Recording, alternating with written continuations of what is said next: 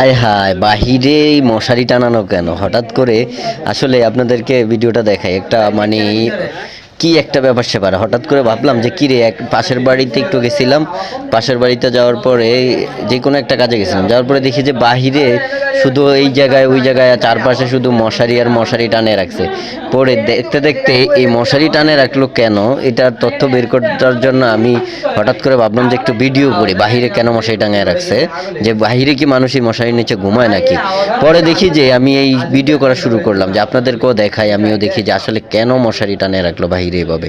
পরেই দেখেন মশারির ভিতরে, আসলে ভাবছি যে মশারির ভিতরে কি, পরে কাছায় যায় দেখি যে মশারির ভিতরে ওই যে দেখেন মশারির ভিতরে মুরগি রেখে দিয়েছে। পরে চিন্তা হলো যে মুরগি আসলে কেন রাখছে, মুরগি কি মশায় কামড়ায়, মশায় কামড়ানোর জন্য মুরগিগুলো কি এই মশারির ভিতরে রাখলো নাকি। অনেকগুলো মশারি দেখেন, আমি আপনাদেরকে দেখাই যে এই একটা মশারি, আরেকটা, মানে এভাবে 3 4 5টা মশারি শুধু ওই বাড়ির মধ্যে টানে রাখছে।